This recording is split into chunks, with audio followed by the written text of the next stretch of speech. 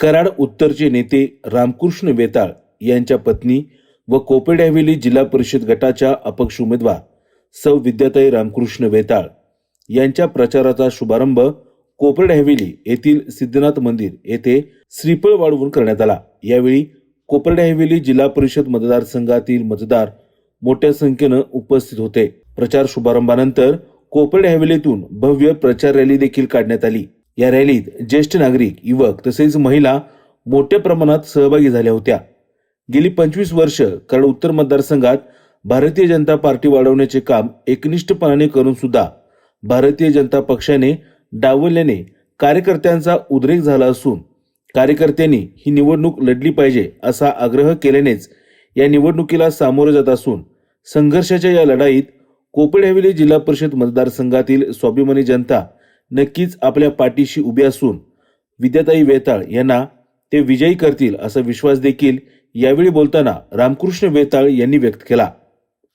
आज कोपेड हवेली जिल्हा परिषद गटातून माझी सुविद्य पत्नी सौविद्या रामकृष्ण वेताळ यांच्या प्रचाराचा नारळ, त्याचबरोबर या गणातून आमचे तरुण तडफदार उमेदवार आदरणीय अमित नाना या दोघांच्या प्रचाराचा नारळ ह्या गणातून आम्ही आज नारळ फोडण्याचा शुभारंभ सिद्धनाथाच्या मंदिरामध्ये आज या ठिकाणी आयोजित केला। खरं तर होऊ घातलेल्या 2026च्या जिल्हा परिषद आणि पंचायत समितीच्या निवडणुकीमध्ये खऱ्या अर्थानं माझ्यासारख्या आणि आमच्या सर्व कार्यकर्त्यांच्या, सामान्य कार्यकर्त्यांना भारतीय जनता पार्टीने यावेळेला उमेदवारी दिली नसल्यामुळं या ठिकाणी कार्यकर्त्यांचा आवाज ऐकून सर्वसामान्य कार्यकर्त्यांच्या आग्रहास्तव खऱ्या अर्थानं माझी पत्नी सौ विद्या रामकृष्ण वेताळ आणि या गणातून आदरणीय अमित नाना असे 2 उमेदवार, तसेच आमचा पलीकडल्या गणाचा उमेदवार हा उद्या फायनल होईल, असे 3 उमेदवार या जिल्हा परिषद गटातून आम्ही अपक्ष म्हणून उभा करतोय। खरं तर आजचा माहोल बघितल्यावरती खऱ्या अर्थानं आज सिद्धनाथाच्या चरणी आम्ही नतमस्तक झालो आणि आजचा माहोल बघून खऱ्या अर्थानं आमचा आजच विजय झाला असं म्हणायला काय हरकत नाही। कार्यकर्त्यामध्ये असणारा जल्लोष मी सातत्यानं गेले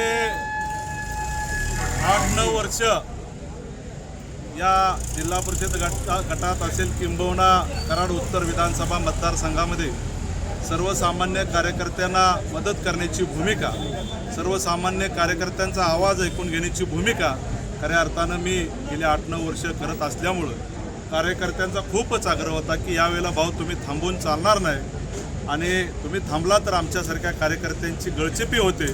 म्हणून खऱ्या अर्थानं मी निर्णय घेतलेला आहे की यावेळेला आपण अपक्ष म्हणून या जिल्हा परिषद गटातून निवडणूक लढवतोय। मी या ठिकाणी उपस्थित असलेले सर्व माझे कार्यकर्ते यांना मनापासूनचे धन्यवाद देईन की त्यांनी या आजच्या कार्यक्रमासाठी खूप मोठ्या संख्येनं उपस्थित साहेब, गेल्या 25 वर्षात तुम्ही कमळ पोचवण्याचं काम केलं घरोघरी या मतदारसंघात व जिल्ह्यात सुद्धा। कशा पद्धतीने काय नक्की असं झालं की तुम्हाला थांबवलं गेलं? काही ठराविक नेत्यांना माझ्यासारखा कार्यकर्ता किंबहुना अमित नाना असेल किंवा आमच्या अनेक कार्यकर्ते यांना या ठिकाणी नको होतं, म्हणून खऱ्या अर्थानं आमच्यासारख्या अनेक कार्यकर्त्यांची या ठिकाणी एबी फॉर्म दिले नाहीत आणि आमची तिकीटं कापली। परंतु आम्ही सातत्यानं सर्वसामान्यांचा विचार घेऊन भारतीय जनता पार्टीचे विचार पोचवण्याचं काम मी तरी स्वतः 25 वर्ष करतोय। परंतु मला असं वाटलं नाही की यावेळेला आमच्यासारख्या सर्वसामान्य कार्यकर्त्यांना डावलून दुसऱ्यांना तिकीट दिल्या जातील। परंतु तो प्रकार आपण सगळ्या माध्यमांनी किंबहुना सर्व जनतेनं बघितला आहे की या जिल्हा परिषद गटामध्ये काय प्रकार घडला आणि कशा प्रकारे या ठिकाणी तिकिटा देण्यात आल्या। आज तुमच्या नारळ शुभारंभ केला त्या प्रचाराचा, तर ह्याच्या भाजपच्या कार्यकर्त्यांच्याबरोबर सर्वसामान्य पण लोक तुमच्याबरोबर काय सांगतात? या ठिकाणी खरं तर भारतीय जनता पार्टीमध्ये काम करणारे इथं अनेक कार्यकर्ते, परंतु एखाद्या नेत्यावरती अन्याय किती मोठ्या प्रमाणात होतो ते गेली एक सलग 8-9 वर्ष माझे कार्यकर्ते बघतायत. खरं तर कार्यकर्त्यांचा हा उद्रेक झालेला आहे की आपल्या नेत्याला किती वेळा डावललं जातं आहे. त्यामुळं कार्यकर्त्यांचीच इच्छा आहे की भाऊ तुम्ही यावेळेला अपक्ष म्हणून लढलं पाहिजे. म्हणून ही आज आमची निवडणुकीची लढाई किंबहुना ही संघर्षाची लढाई आम्ही या ठिकाणी उभा केली आहे.